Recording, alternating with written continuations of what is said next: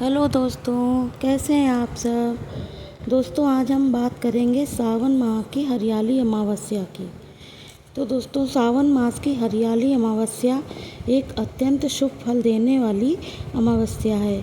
इस अमावस्या में पीपल वृक्ष की पूजा करी जाती है और भगवान शिव और पार्वती की पूजा अर्चना का विशेष पुण्य की प्राप्ति होती है। सुहागिन महिलाएं इस दिन पूर्ण श्रृंगार करके और सुहाग की वस्तुएं दान करती हैं तो उन्हें दोस्तों माता पार्वती का आशीर्वाद प्राप्त होता है और पितरों का आशीर्वाद भी प्राप्त होता है।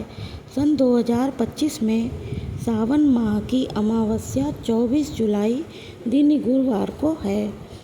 अमावस्या तिथि आरंभ होगी दोस्तों 24 जुलाई को 2:28 से और 25 जुलाई 12:30 पर समाप्त होगी। इस दिन अगर कुंवारी लड़कियां शिव पार्वती की पूजा करती हैं तो दोस्तों उन्हें मनचाहा वर मिलता है और सुहागिन स्त्रियों को अखंड सौभाग्यवती होने का आशीर्वाद मिलता है, जिससे जीवन में दोस्तों सर्प दोष या पितृदोष या शनि का प्रकोप हो तो दोस्तों वो लोग भी अगर हरियाली अमावस्या के दिन शिवलिंग पर जल चढ़ाकर और उनका रुद्राभिषेक करें तो शाम को पीपल वृक्ष की पूजा करके उसका दीपदान करें। इस दिन किसी गरीब को उसकी ज़रूरत की चीज़ दान में करें दोस्तों तो शनि के कष्टों से मुक्ति मिल जाती है। दोस्तों, आज के दिन पौधे लगाकर भी शुभ फल की प्राप्ति होती है। इस दिन व्रत करने से पितरों का आशीर्वाद भी मिलता है। आज के दिन दोस्तों कामदा एकादशी भी है दोस्तों, इसलिए आज का दिन बहुत ही शुभ है।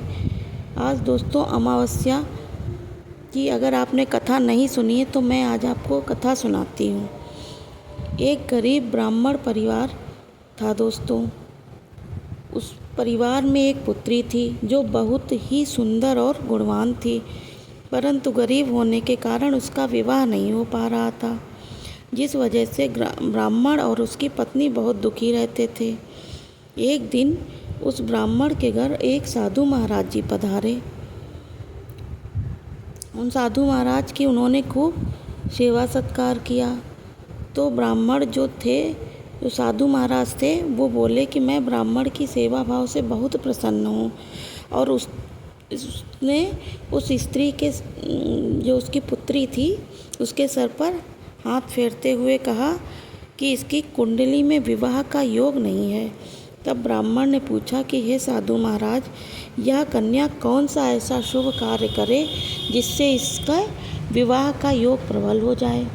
उसके बाद साधु महाराज ने कुछ देर विचारा और कुछ देर सोचने के बाद बोले कि पास के ही एक गांव में सोना नाम की धोबिन रहती है जो बहुत ही गुणवान पतिपरायण है। यदि आपकी पुत्री उसकी सेवा करे तो वह बहुत खुश होकर मांग का सिंदूर इसे लगा दे तो इसके बाद इस कन्या का विवाह हो जाएगा। साधु के बताए अनुसार वह स्त्री हमेशा घर में ही रहती थी और कहीं आती जाती नहीं थी। तब ब्राह्मण ने अपनी बेटी से उस धोबिन की सेवा करने को कहा। अगले दिन वह कन्या मुँह ढककर सोना धोबिन के घर जाती थी और उसके घर साफ सफाई करके अपने सारे काम करके घर वापस आ जाती थी। कुछ दिन तक यह सब चलता रहा दोस्तों। फिर एक दिन धोबिन अपनी बहू से पूछती है कि तुम तो सुबह सवेरे उठ के सारे काम कर लेती हो और मुझे कुछ पता ही नहीं चलता है। तो बहू ने कहा, माँ जी, मैं तो सोच रही थी कि आप सुबह जल्दी उठकर सारे काम निपटा लेती हूँ, मैं तो देर से उठती हूँ। इस पर दोनों सास बहू निगरानी करने लगते हैं कि ऐसा कौन है जो सुबह ही सारे काम करके चला जाता है। दोनों ने देखा कि एक कन्या अंधेरे में आकर घर के सारे काम निपटा कर चली जाती है। अगले दिन जब वह कन्या धोबिन के घर आई तो धोबिन उसके पैरों में गिर पड़ी और पूछने लगी कि हे देवी, आप कौन हैं और इस तरह मेरे घर के कार्य करके चली जाती हो हैं। तो उस कन्या ने सारा जो अपनी बात थी वो विस्तार से बताई। इस पर धोबिन सिंदूर लेने देने को उसको तैयार हो गई। सोना धोबिन के पति थोड़े बीमार रहते थे, जबकि वो कहीं बाहर जा रहे थे। तो धोबिन ने अपनी बहू से कहा कि मेरे लौटने तक घर पर ही रहना।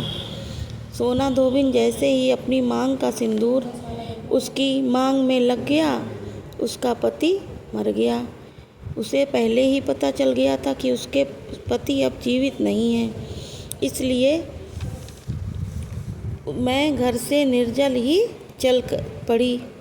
उसने सोचा कि अगर रास्ते में कहीं पीपल वृक्ष मिलेगा तो मैं उसकी परिक्रमा करके जल ग्रहण कर लूँगी। ब्राह्मण के घर से मिले पकवान की जगह उसने ईंट के टुकड़ों से 108 बार भवरी देकर और पीपल की परिक्रमा की और उसके बाद ही जल ग्रहण किया। ऐसा करते ही दोस्तों उसका पति जीवित हो गया। और जो व्यक्ति ऐसा करता है और भोजन का दान करता है, उसके यहाँ सुख सौभाग्य की वर्षा होती है। दोस्तों, ऐसी है यह हरियाली तीज। आज का वीडियो दोस्तों यहीं तक। हो सके तो चैनल को सब्सक्राइब और लाइक कर दीजिएगा। Okay, bye bye.